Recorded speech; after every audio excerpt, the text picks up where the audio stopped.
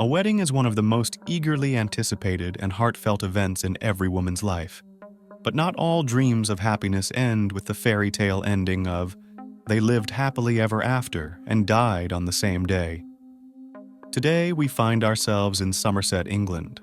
This part of southwest England is famous for its well-preserved medieval castles, ancient towns, and legends of King Arthur. But these aren't the only legends that shroud the modern county. On the morning of September 12, 2012, a local resident named Orlando was rushing home after a long night shift at a gas station. He had promised his wife he would take their little daughter Maria to daycare. Loud music played in the car to keep him awake as trees along the road swiftly passed by one after another. Coming out of a sharp turn, he saw black smoke. Orlando slowed down. Smoke was billowing from a nearby parking lot where a car was engulfed in flames. Orlando stopped, ran to take a closer look but couldn't get close because of the fire. 4 minutes later, when the firefighters arrived at the scene, the car was completely burnt out.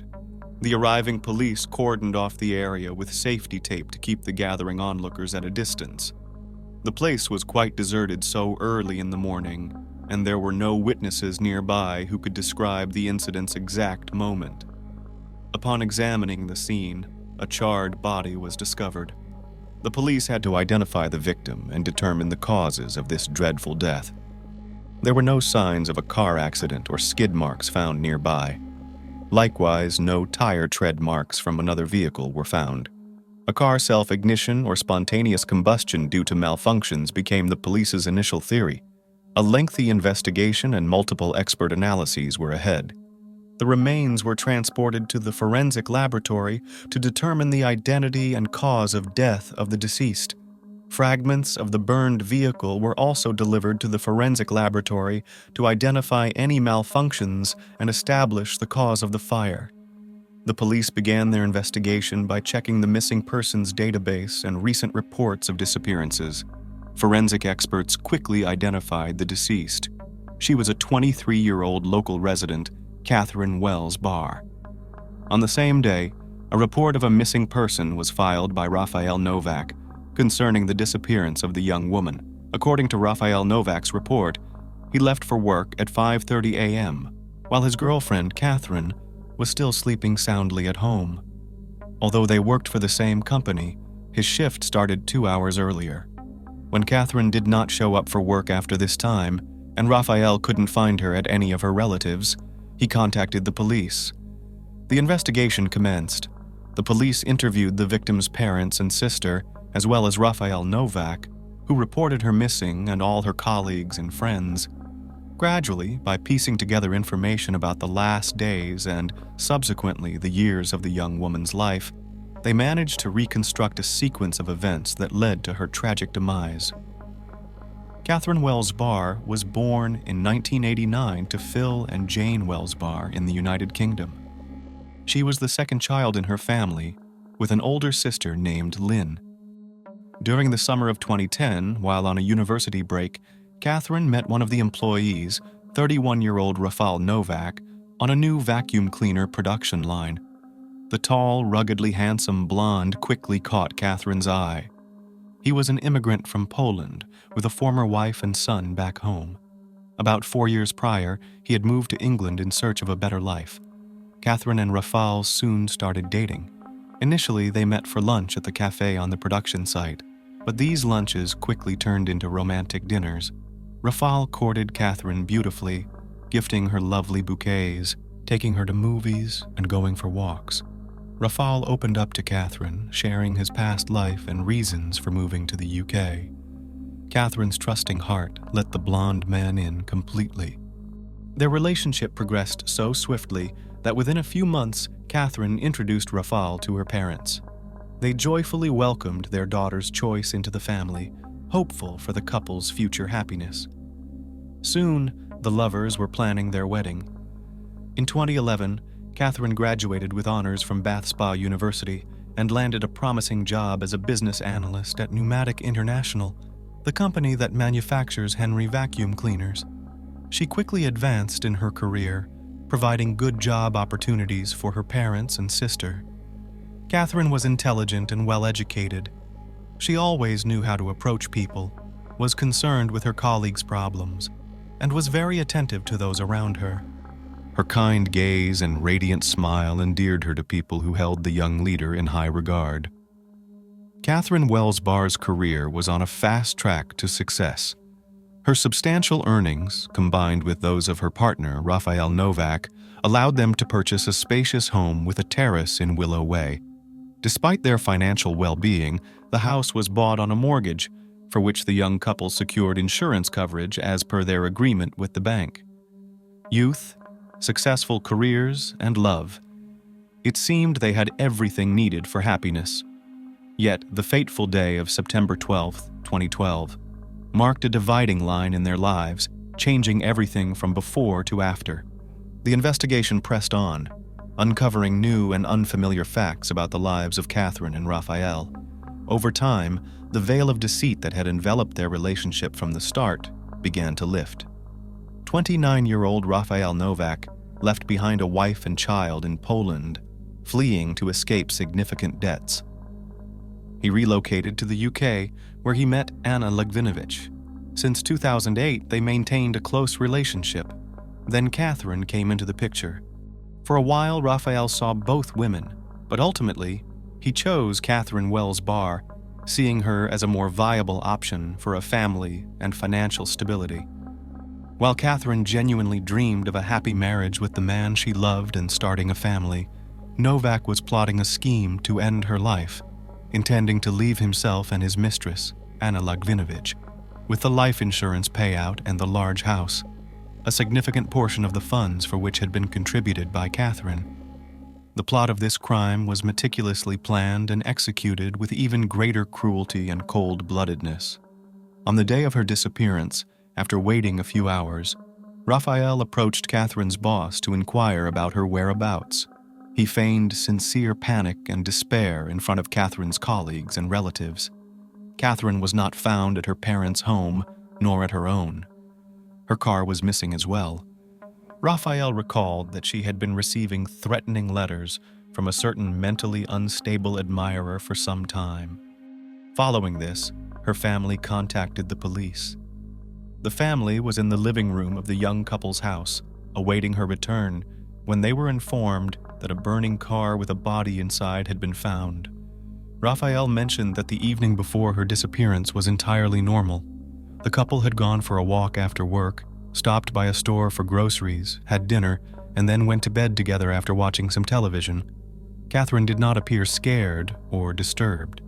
However, a more detailed investigation proved that her death occurred earlier. Catherine was strangled around 2 a.m., likely in her own bed while she was sleeping.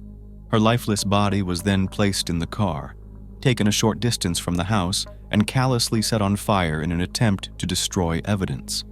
Yet Rafal Nowak had a solid alibi. He was at work from 5:30 a.m., and according to him, Catherine was asleep in bed when he left. The burning car was discovered between 6 and 7 a.m. However, Rafal was still at home at 1:30 a.m., significantly altering the case's direction. Thus, Rafal Nowak became the prime suspect in the murder of Catherine Wells Burr. Evidence allowed for Nowak to be detained pending further investigation. Rafal claimed that Catherine was being pursued by a stalker who had repeatedly written to her and driven her to hysteria.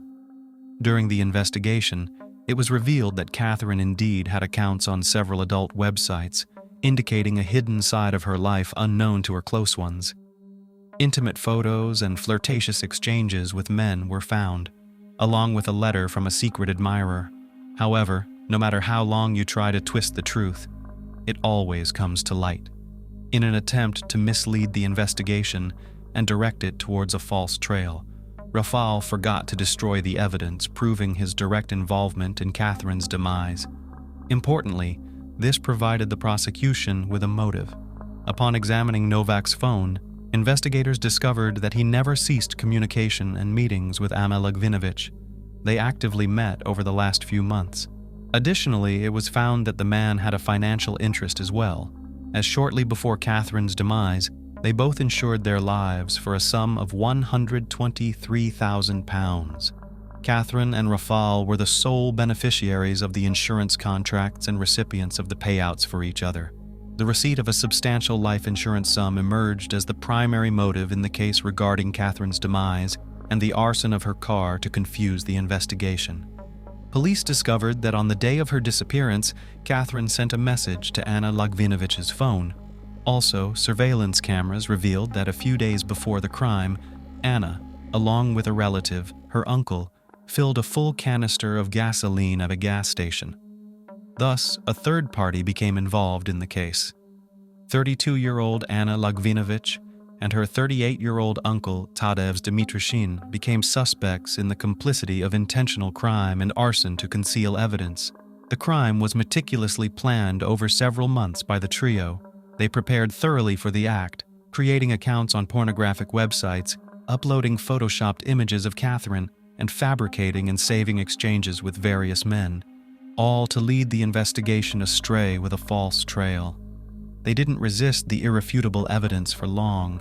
When Rafal and Anna realized it was futile to deny any longer, they started blaming each other.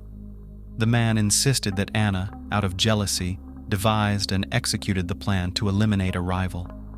In contrast, she accused Nowak of committing the crime out of greed, aiming to secure the insurance payout in the house.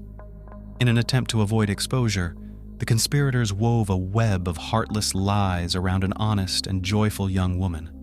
They posted her fake profiles on websites used by people looking for casual, intimate encounters. The conspirators went to great lengths to conceal their crime, not only setting her body ablaze but also fabricating a completely false backstory for her. They aimed to portray Catherine as a promiscuous woman, full of secrets and desires. They convincingly created the image of a mysterious lover who could have ended her life. One of the conspirators sent a text message from Wells Burr's phone at 5:17 a.m. on the day of her demise to this fictitious man, suggesting she was headed to meet him. However, forensic experts determined that when the fire started in the car, Catherine was wearing only her favorite nightgown, not the outfit she would have chosen for a meeting with a man. They discovered a pillow was missing from her bed, and the only pillowcase had been washed and was hanging on a clothesline, leaving the police to believe she was suffocated. In Anna Lagwinowicz's car, detectives found a SIM card linked to the number Catherine was supposed to have texted that morning. In Lagwinowicz's apartment trash bin, they found notes she had written, seeking inspiration for messages supposedly sent by the mysterious person. As soon as Nowak and Lagwinowicz realized the game was up, they both claimed that Catherine's demise was the act of a hired criminal. A week before the trial began, Lagwinowicz asked a fellow inmate to secretly pass on a fake confession from an imaginary hitman who claimed Nowak paid him £20,000 sterling to end Catherine's life. The story penned by Lagwinowicz might have offered a chilling insight into what happened to their victim. According to this fictional hitman, Catherine's body was in the trunk of the car. Nowak was very pleased that he ended Catherine's life. The supposed hitman wrote, "I helped him place her in the driver's seat." Nowak removed the tape from her mouth and put on her shoes. He buckled her seatbelt and kissed her goodbye. At 6 a.m., I approached Catherine's car and, following Nowak's instructions, set it on fire. Rafal Nowak played the role of a loving boyfriend perfectly in the days leading up to Catherine's demise, holding hands and kissing her in front of family members. He told her mother, Jane, "I've lost my world. I've lost my future." Rafal Nowak refused to acknowledge his involvement in the young woman's death and went further, telling her mother, Jane Wells Burr, that her daughter was receiving emails and text messages from an ex-boyfriend who said if he couldn't have her, no one could. To complete the narrative, he even claimed she spoke of taking her own life. Worse still, Nowak let the distraught Wells Burr parents comfort him, who believed he was also mourning the young woman he loved. Rafal's acting was so convincing that Catherine's mother, Jane, hugged him after her death and allowed him to call her Mom. She said that after the police told her in the early days of the investigation that he was seen more as a witness than a suspect, she decided to offer him all the support possible. "I thought if Catherine loved him that much and he was part of our family, then he deserved to come back." The lengthy trial commenced under the chairmanship of Justice Sharp. The jury heard during the trial that the three defendants hoped to receive a life insurance payout of £123,000 and half ownership of a two-bedroom home in Mangold, Somerset, valued at £137,000 following Catherine Wells Burr's death. The court was told that Rafal Nowak showed no emotion when police discovered the woman's body in her burned car on the morning of September 12th. Anna Lagwinowcz, who often shook her head and laughed on the defendant's bench when Nowak suggested she was responsible for the crime, refused to take the witness stand. Dmitryshin also did not testify in his defense during the trial. Sharp told the defendants that the murder was a terrible, merciless crime, cold-bloodedly committed with a gross breach of trust. None of the three showed any emotion during the sentencing. Judge Justice Sharp sentenced the three Polish nationals to mandatory life sentences with a minimum of 32 years in prison without the possibility of early release. "You took the life of a beautiful young woman who had everything to live for, all for money," Sharp said. "Rafal Nowak, the photos of you holding Catherine's hand the evening before her death, buying groceries for what you knew was her last dinner, are utterly chilling. Your emotions were directed only at yourself. Anna Lagwinowcz, your behavior was deceitful, manipulative, and cruel. You played your full part in this horrendous crime. And you, Tadeusz Dmitryshin, it was a murder for gain. There were substantial aggravating circumstances and no mitigating circumstances."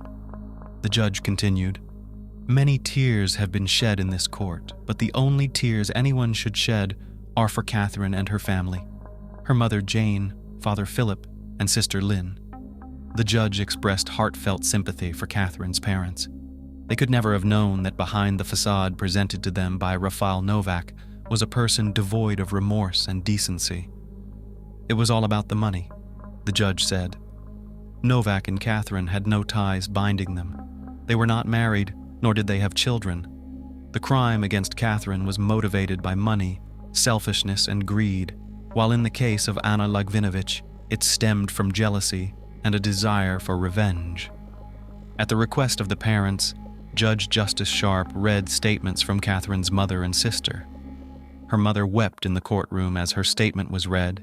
It said, "Catherine was a caring, loving, sincere, generous, loyal, thoughtful, exceptional, and amazing young woman. She had a bright and promising future with so much potential. As her parents, Phil and I were immensely proud of the young woman she had become.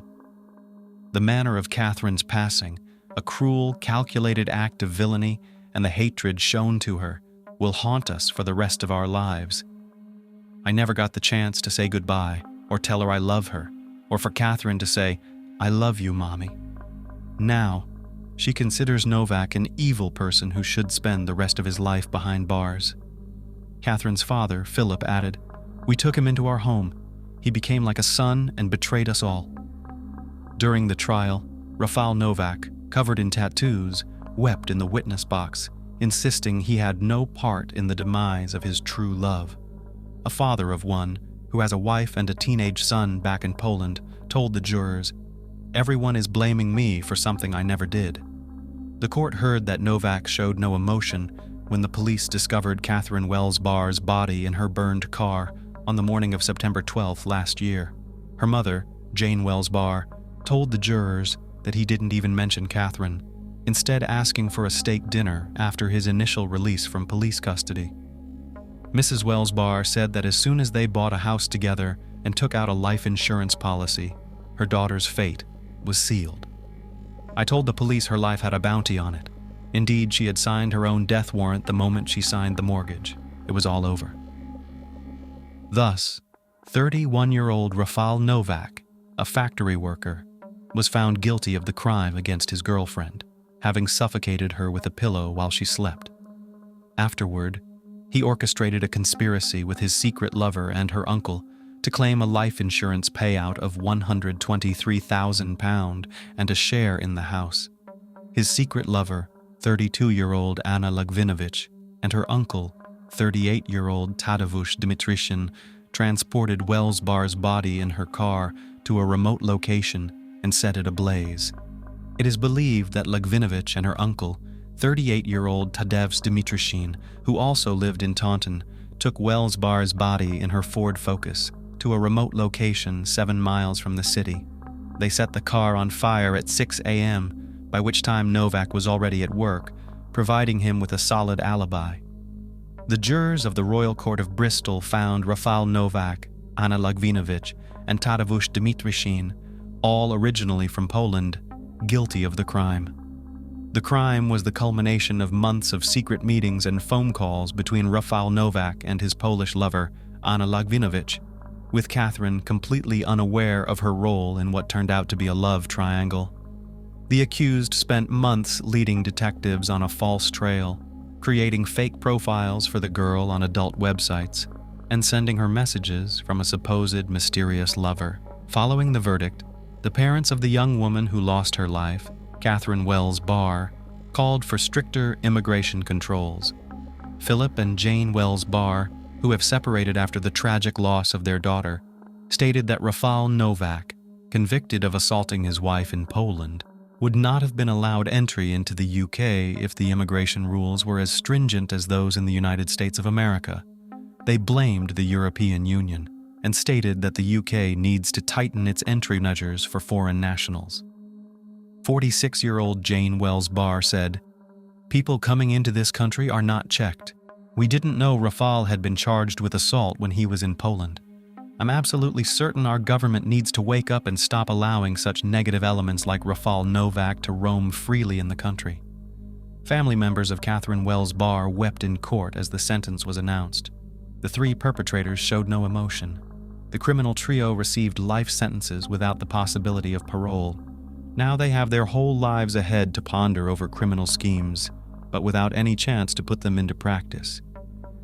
Thus, through their own efforts, the Polish immigrants traded their dreams of a successful and wealthy life for free prison cells. After the verdict was announced, the victim's mother spoke her final words, describing her daughter. "She was a beautiful girl, absolutely beautiful. We were so proud when she earned a first-class degree from the University of Bath Spa. She was determined, hard-working, beautiful. We don't know how to go on without her.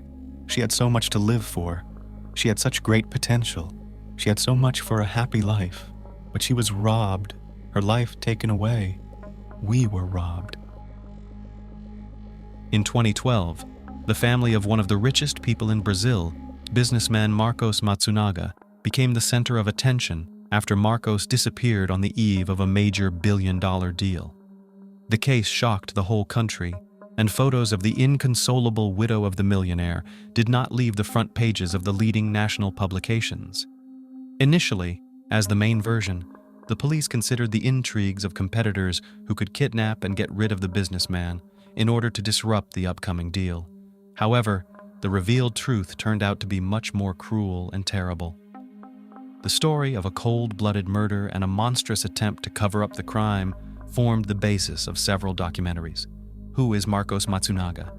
Entrepreneur Marcos Matsunaga was one of the richest people in Brazil and ran a family business producing various food products, Yoki. The company was founded by Marcos's grandfather, who had once emigrated across the ocean. His name was Yoshizo Kitano, actually, from the first letters of the surname and first name of the founder, and the name of the brand was formed. The foundation of the future business empire was laid in the middle of the last century. It is noteworthy that it all started with a small flour milling enterprise, which managed not only to survive, but also thrive during the years of crisis and war, and then transformed into a huge company with a worldwide reputation and the widest range of products. Marcos was born into a wealthy family, and from an early age he knew no denial of anything.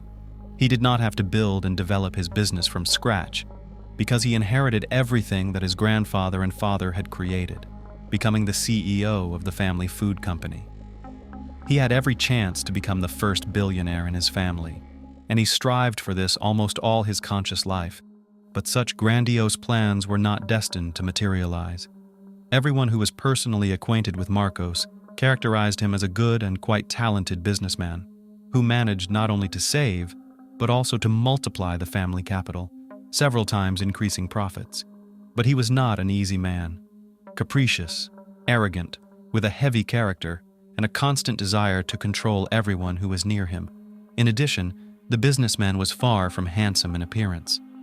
He suffered from childhood overweight, had problems with vision, because of which he wore glasses, and he was also short in stature and somewhat clumsy. All this from an early age created a lot of problems for the boy when communicating with his peers. He had almost no friends and female representatives of the female sex, and it all shunned this strange and peculiar guy. Marcos, for a long time, all failed to build a long and serious relationship with anyone, because beyond a couple of dates, it did not go. Even his own business and multi-million-dollar inheritance did not make him an enviable and desirable bachelor. He repulsed women with his arrogance and egoism, so Marcos often used the services of escorts and representatives of the ancient profession. There is practically no information about the entrepreneur's first wife in open sources. It is only known that he did not marry out of great love or passion, but rather out of desperation and at the insistence of his relatives. Despite this, the marriage lasted several years, although both spouses almost immediately began to regret their decision to start a family. At first, the young wife tried to put up with the complex character of the businessman, hoping that in time they will manage to become a happy couple where both support and understand each other. But the young woman was wrong, and over the years they only increasingly distanced from each other. Also, Marcos constantly cheated on her and did not even try to hide it or somehow justify it. And he looked for mistresses mainly on websites where girls offered intimacy for money. Alice was one of those girls. She was an escort, and her portfolio was available on the relevant platforms. It was there that the businessman noticed a bright, attractive blonde with a beautiful figure and began to regularly invite her on dates, generously paying for them. Alice was 6 years younger than him. She was born and raised in a very poor and dysfunctional family living in one of the most crime-ridden areas of the city. Alice didn't know her own father. Her mother was a heavy drinker, and she was involved with men who shared her addiction. The girl had a hard and joyless childhood. At a very young age, she was repeatedly beaten, harassed, and abused by her mother's roommates. Barely finished school, Alice literally ran away from home and forever left the neighborhood in which she grew up.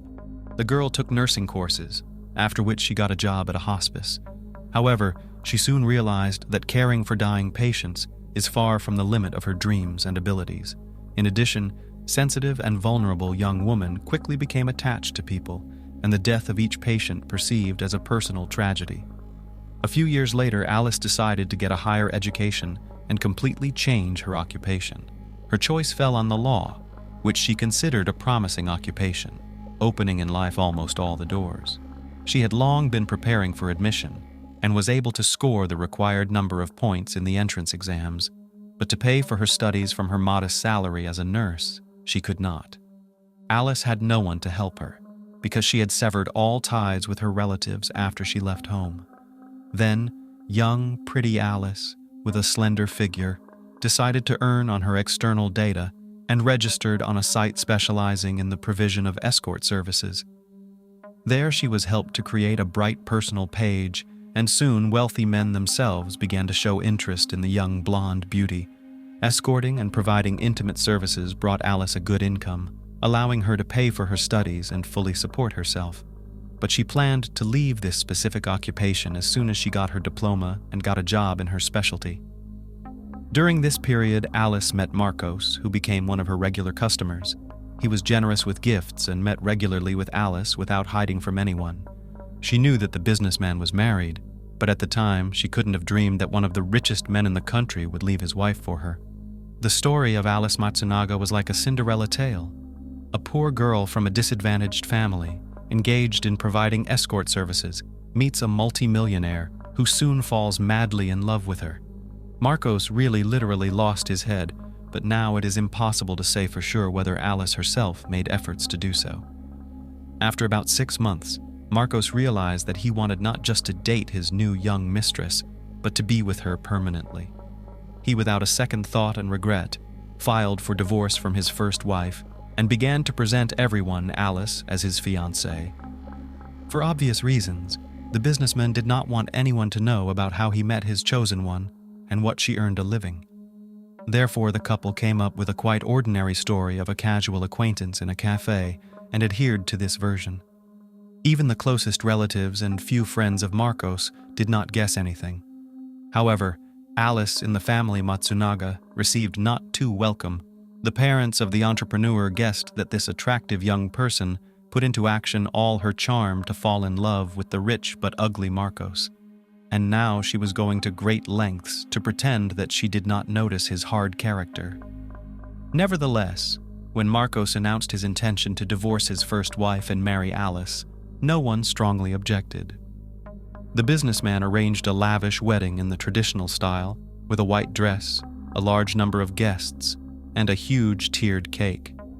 After that, he moved his wife to his huge and luxurious mansion, where she became a full-fledged mistress. Matsunagi had long been known as an avid collector of expensive wines and rare weapons. For wines in his house was built a huge cellar, where the bottles were carefully sorted by year and country. And for weapons, the house had a secret room, on the walls of which from floor to ceiling flaunted firearms and edged weapons. Marcos was very proud of his collections and was constantly engaged in their replenishment. However, in addition, his house was literally full of antiques, luxury goods, and modern art, which tastelessly hung on the walls and stood literally on all surfaces. Soon after the wedding, the couple decided that they were ready to have an heir, but despite all their efforts, Alice for a long time did not get pregnant naturally. Then the couple decided to resort to the procedure of in vitro fertilization, but even here success awaited them far from immediately. When their common daughter was born, it seemed that the happiness of the couple now has no limits. The young parents were engaged in the education of the long-awaited baby girl, made plans for the future, and when the girl grew up a little, the whole family began to travel the world, getting acquainted with different cultures and traditions. Their daughter was a real little princess who was brought up in love, care, and luxury. But the couple had one very specific common hobby: hunting large animals. Although it would be more correct to say that it was always a hobby of Marcos, who at different times tried to join it to his chosen women and his first wife. But most women did not just dislike this activity, it frankly repulsed them. The businessman no longer hoped that he would meet someone who would share his passion. Now many believe that Alice became interested in hunting to win even more favor Marcos and conquer his heart. At first, they visited shooting ranges together, where Alice learned how to handle different types of firearms, and afterward they went into the woods together to hunt wild animals.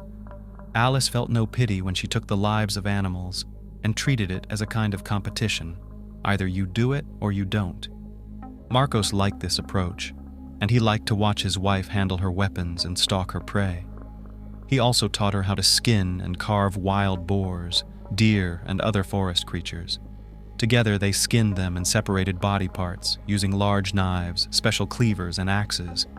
In addition, the family did not have cats or dogs as pets, but poisonous snakes for which special terrariums were built, with conditions as close as possible to their natural habitat.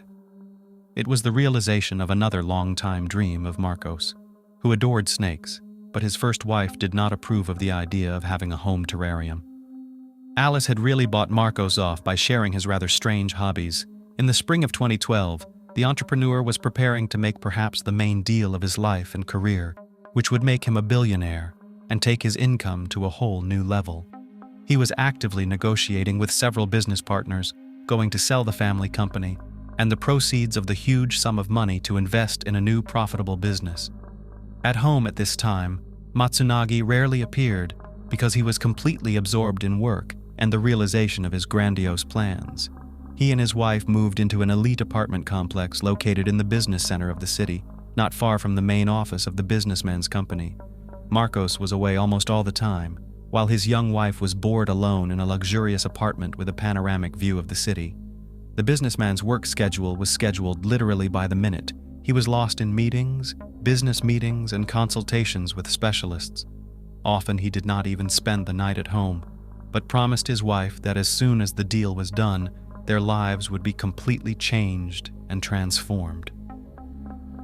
On May 19, 2012, on the eve of the deal for $1 billion, the entrepreneur disappeared without a trace. His wife reported the incident only the next day because she believed that Marcos at work. According to Alice, in the evening he was scheduled a meeting, which could last into the night, and early in the morning, her husband was to meet with a business partner, so he took some things, warned that most likely to spend the night in the office, and then go straight to the deal. When the next day Marcos did not return home and stopped answering his phone, Alice became concerned and reported him missing. The police immediately found out that the entrepreneur did not show up for a meeting in the evening or an important meeting in the morning, which he simply could not miss. In this regard, there was immediately a version that the millionaire was kidnapped, and most likely, his family in the coming hours will receive ransom demands. But 24 hours passed. Then the second, no ransom demands were received, and hopes that Matsunaga was still alive were literally melting before our eyes. Investigators at this time did not sit idle and began to question relatives, friends, and business partners of the businessman, trying to find out whether he had enemies and who could be beneficial to his disappearance or the disruption of the upcoming deal. However, despite all efforts, it was not possible to find a specific person or people who might have wished the death of the businessman. He ran his business competently, was able to prioritize and plan his steps ahead, so that his strategic decisions made almost everyone always benefited. A few days later, after taking her little daughter, Alice came to the home of her father-in-law and mother-in-law to tell what she had not dared to tell the police. The young woman with tears in her eyes said that her husband has long been cheating on her with a girl named Natasha Villarreal Lima and did not hide it. True, after several major quarrels and threats to divorce, Marcos promised that he would leave the mistress for the sake of preserving the family. In fact, the man did not stop meeting with Natasha, but began to do it more carefully, so as not to provoke another family scandals. The wife guessed everything and decided to hire a private detective to gather evidence of the businessman's infidelity. Alice had photographs and videos of her husband on romantic dates with the same Natasha. It was noteworthy that he took his new girlfriend to the same restaurants and entertainment venues that he and his wife frequented and where everyone knew him. Marcos seemed to demonstrate to others how much he disdained his wife and can openly cheat on her without hiding from anyone. As it later turned out, Natasha Lima businessman found on the same site escort services where he once met Alice. They met for about 5 months, and during that time he gave her an expensive car and also paid a large sum of money for Natasha to remove her profile from the site. The available photos and videos proving her husband's cheating, the daughter-in-law presented to Marcos's parents. She also added that she had shown all this to Marcos the day before his disappearance, but instead of making excuses and asking for forgiveness, he simply packed his things, told his wife that he was leaving her, and then left their apartment and disappeared without a trace. Based on Alice's story, her husband, giving in to passion, simply decided to run away with a new mistress.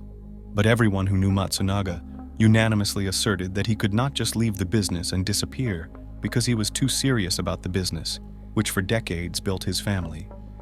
Answers to many questions were found about a week later, when in a deserted area, half 100 kilometers from the house of the businessman, a passerby found scattered garbage bags, inside which were the remains of a human body.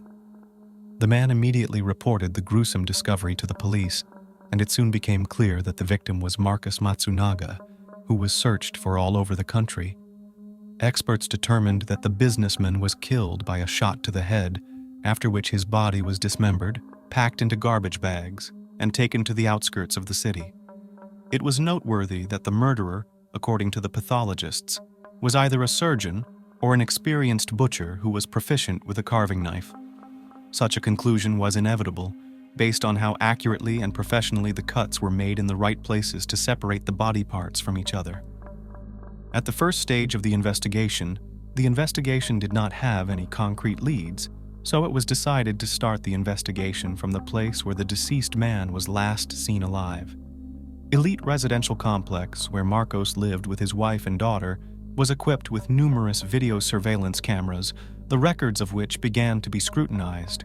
It turned out that the evening before the disappearance, the couple ordered food delivery home. On the recordings of the camera in the elevator was seen as Marcos goes down to the first floor and then comes back with boxes of pizza in his hands.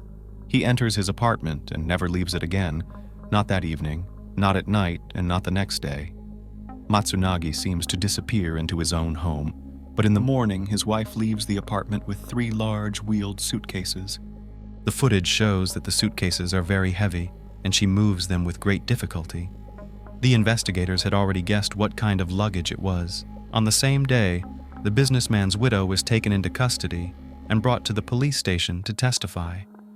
At first, she tried to deny everything and stuck to the initial version that her husband had left her for a mistress. But when she was shown the elevator footage, she burst into tears and started talking. According to Alice, their family life has long since broken down, and from the former idol is not left a trace. Her husband humiliated her, constantly reproached her with the work in the escort, saying that he pulled her out of the mud and also stated that she was a bad mother for their daughter.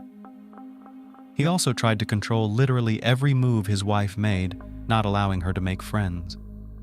When Alice once raised the topic of divorce, Marcos laughed and replied that he would leave her with nothing, take the child, and forbid her to see him. Alice said that on that fateful evening she showed her husband received from the detective pictures, which were captured Marcos with his mistress, but he only made him angry. He slapped his wife, and then, according to her, everything was as if in a fog. Alice does not remember how she got a gun in her hands, from which she shot her husband, and later, realizing what had happened, she decided to dispose of the body, making it look as if he disappeared without a trace. Alice had experience as a nurse and was familiar with human anatomy, and her husband had taught her how to skin and cut up animal carcasses, for which they had the necessary tools at home. All that followed was a matter of technique. While Alice was cutting up and bagging her husband's body, their young daughter was sleeping peacefully in the next room. From the beginning, Alice's testimony raised many doubts and questions. In addition, it soon became clear that the very pictures and videos proving Marcos's cheating, his wife received from the hands of a private detective only on May 20th, that is, after she had killed her husband. Then, as I said, Alice took these photos and videos to the parents of the businessman, saying that Marcos had abandoned her by running away with his mistress. We also managed to find Natasha Lima, who appeared in court as a witness. According to her, Marcos himself wanted a divorce, but frankly afraid of his wife, saying that she was mentally unstable and capable of terrible things. The last time Natasha saw her lover the day before his disappearance, he complained about the constant scandals in the family and said that after the sale of the company is going to move to live in Florida, where he plans to establish a new company. Taking Alice with him was not part of his plans. He was going to divorce her and forget her like a terrible dream. Another terrible discovery was the discovery by experts of blood in the lungs of the dead man, which indicated that Marcos was still alive and trying to breathe when his wife separated his head from the body. This is wild and horrifying. Alice herself vehemently denied this, insisting that he died instantly from a bullet. The pathologist also found that the same bullet entered Marcos's head at a rather odd angle, as if he was sitting or lying down, not expecting to be shot. So he didn't even try to defend himself or dodge. This contradicted Alice's account of her husband attacking her and her trying to defend herself.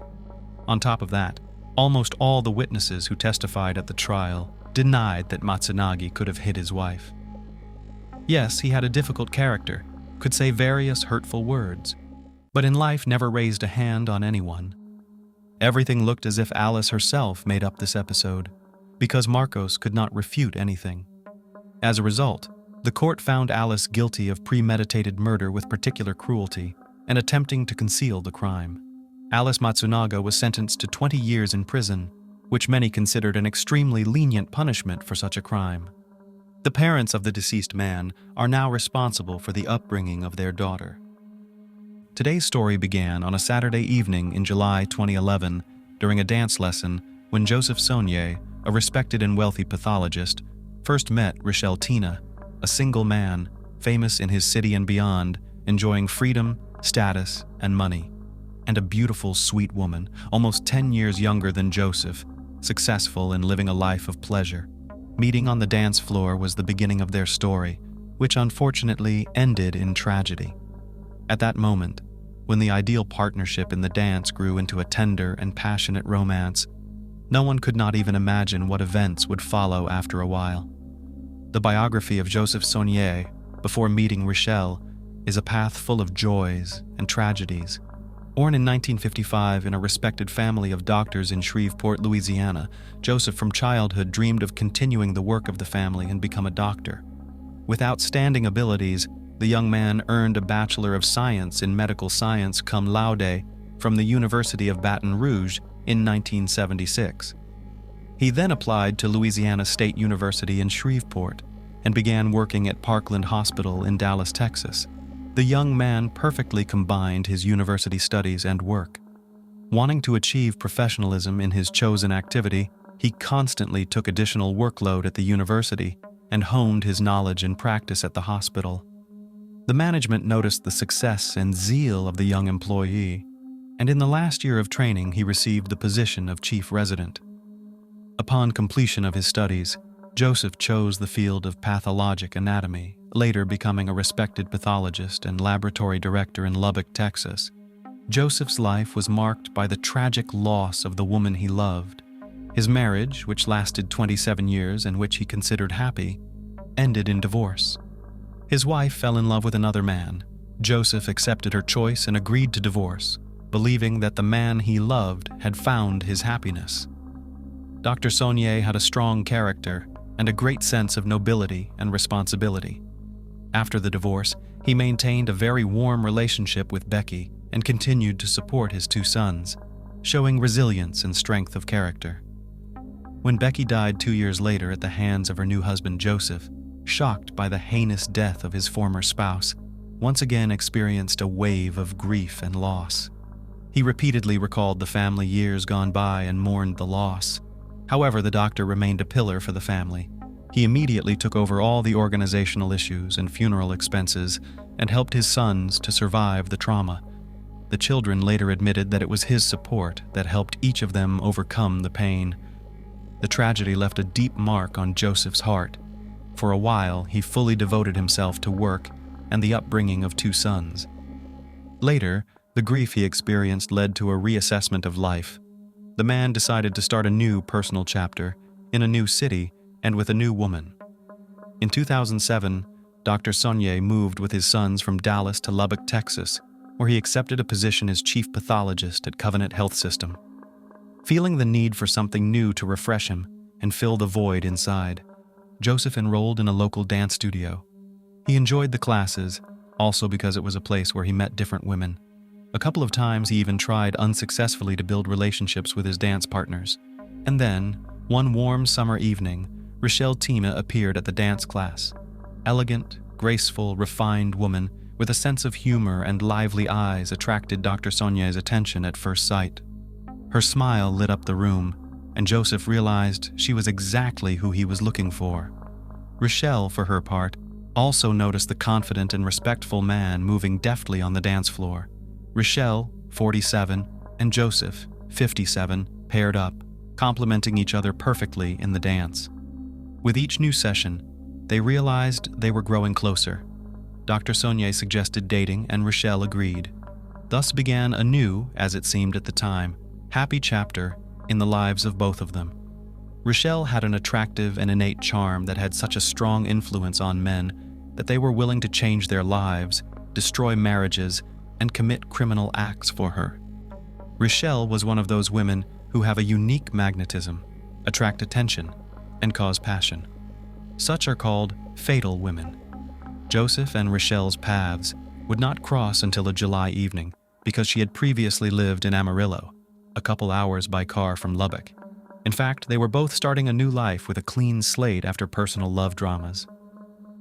Leaving Amarillo, Dr. Saunier's new lover was running away from the fear and anxiety associated with Mike Dixon, owner of a private clinic in plastic surgery and cosmetology.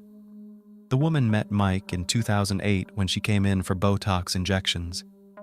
Initially, there was a purely friendly communication, then a slight flirtation, after a spark between them, and began a romance. Rachel was a free, accomplished woman. For a long time, she worked as an executive in the NFL, built a successful career, and did not need anything. 4 children are grown. She owed no one anything.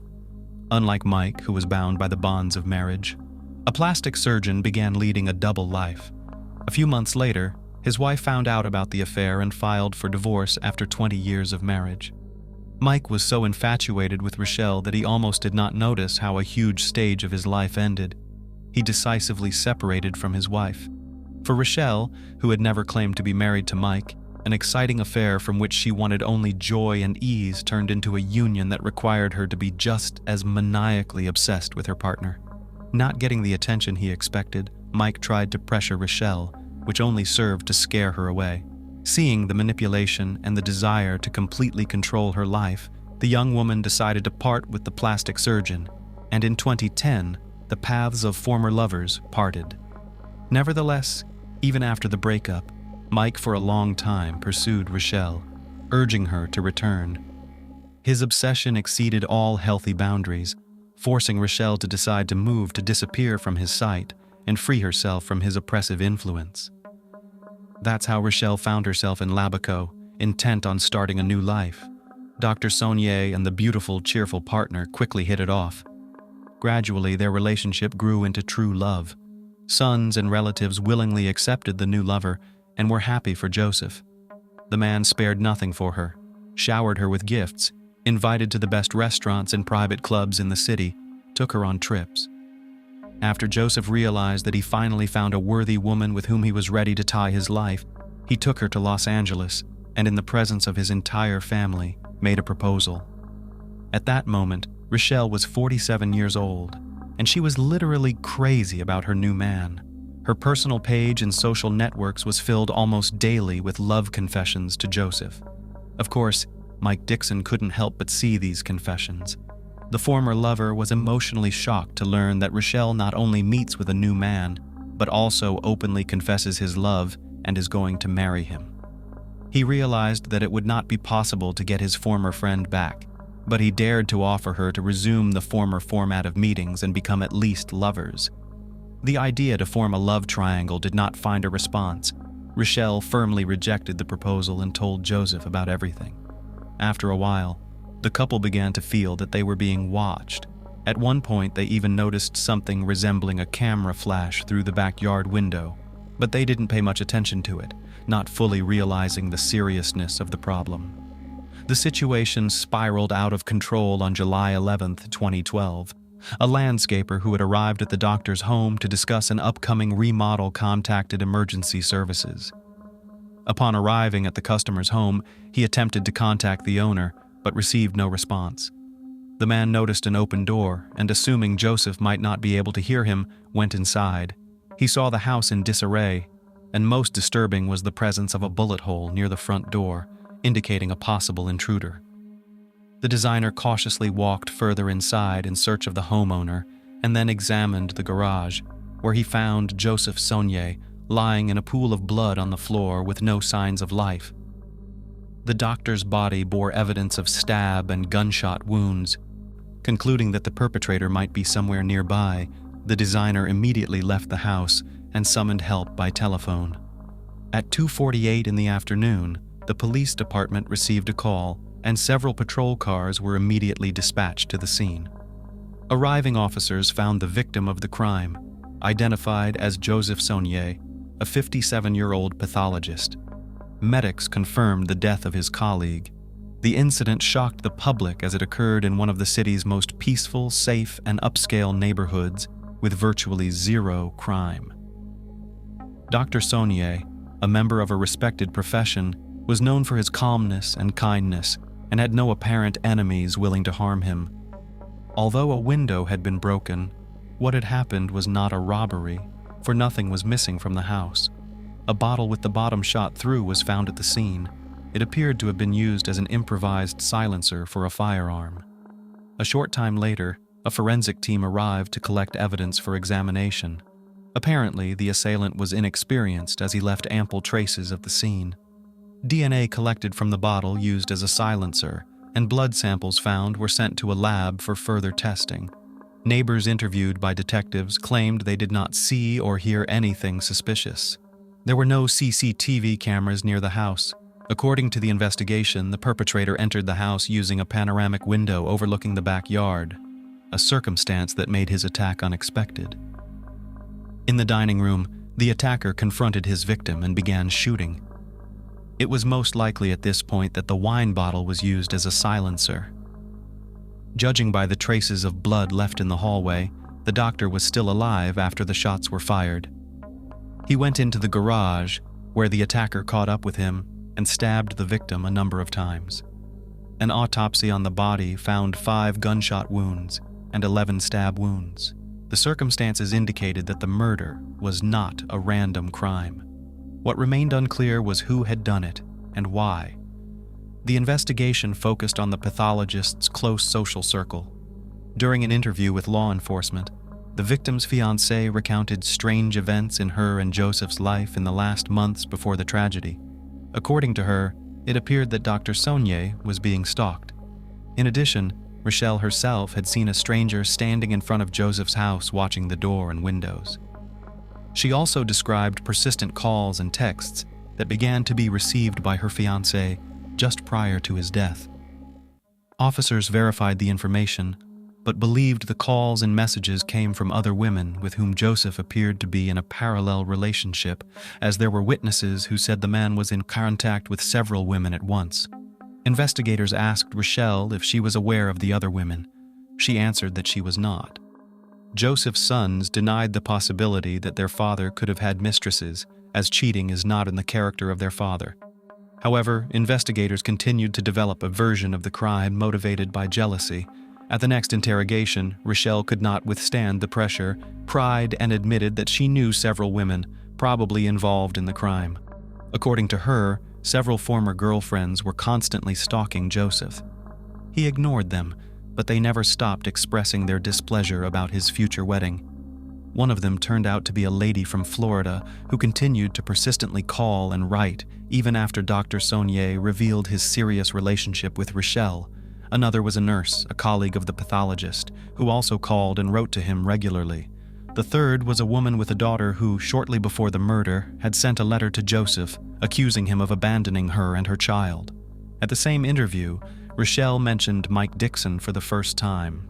Until then, she hadn't connected the surveillance of her and Joseph to Mike, since Mike had completely stopped paying attention after her refusal to become a mistress. She assumed he had accepted her marriage and moved on with his life. The police had a viable suspect and they went to talk to the plastic surgeon. Mike willingly went to talk to the detectives. He admitted that he had indeed been deeply in love with Rochelle and had divorced his wife in the name of that love in an effort to create an opportunity for their future together. He admitted that the separation was a blow to him, and for some time he tried to get Rochelle back. She remained adamant, however, and he eventually relented and found a new woman, considerably younger than himself. His new girlfriend, a medical student, confirmed his alibi, as Mike was at work at the time of the crime and then spent time with her. The investigation ran into difficulties. All the suspects, including Rochelle herself, had incontrovertible alibis. Detectives tried to identify possible enemies of the murdered or people financially interested in his death, but no new figures were found. By the time the lab results came back, the situation appeared to be a dead end. The forensic results, unfortunately, did not add any clarity. The DNA sample from the bottle did not belong to the victim. However, the police database was unable to determine whose sample was found at the crime scene. And that's when law enforcement officials got unusually lucky. The police department received a call from Paul Reynolds, an aspiring EMT from Amarillo. According to him, he was sharing housing with a buddy named Dave Shepard, who had recently confessed to a murder committed in Lubbock, after which he attempted to take his own life, but was rescued. Paul relayed information that a neighbor had told him details of the crime, including specific details that only a small circle of detectives might have known, such as the use of a bottle muffler. The officers realized that Shepard was indeed involved in the crime. A witness who called claimed that Dave was only the perpetrator and that the person who ordered the crime was an unknown doctor associated with plastic surgery.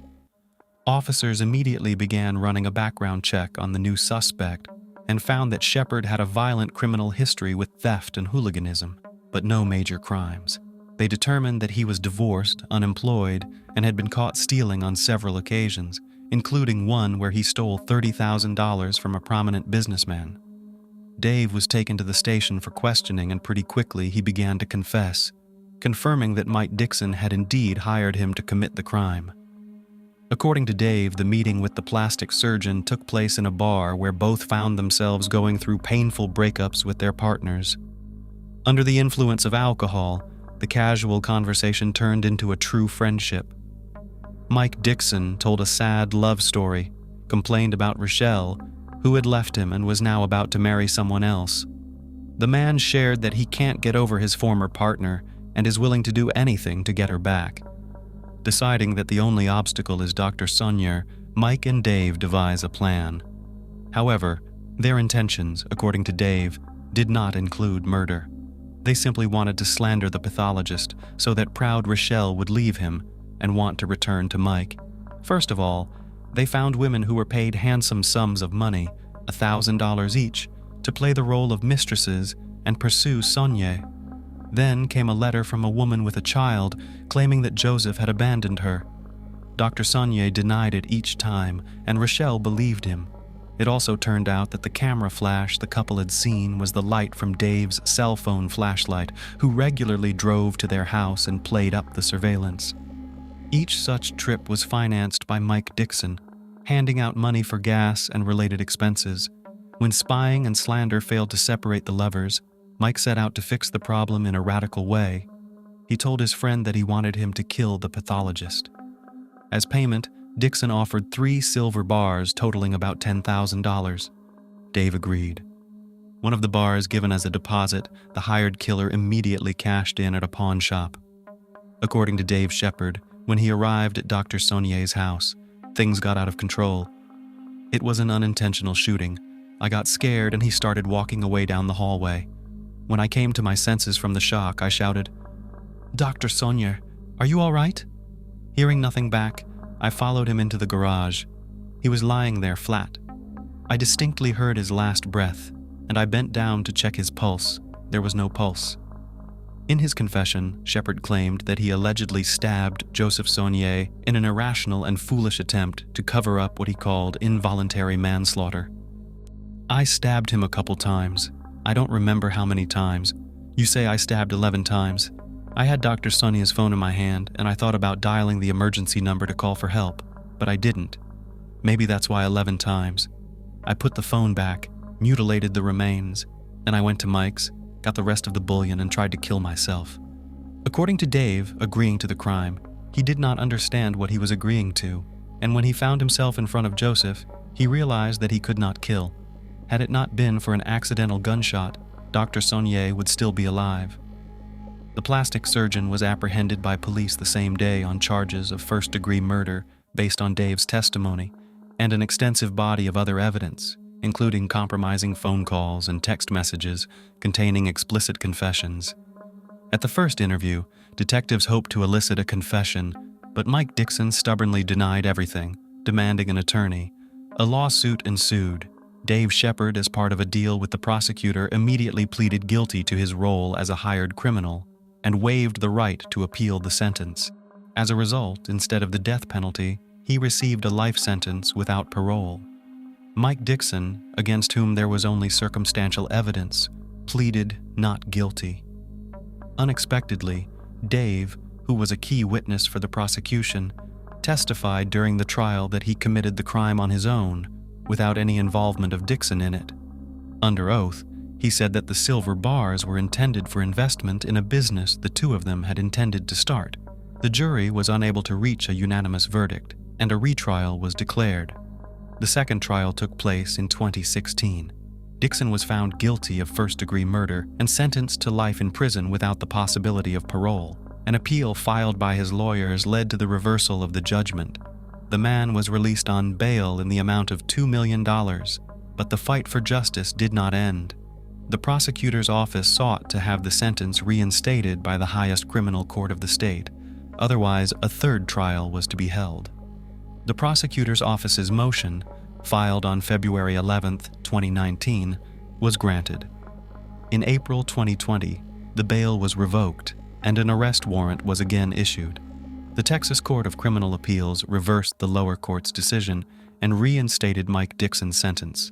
The judge ruled that the felon must continue to serve his life sentence without parole.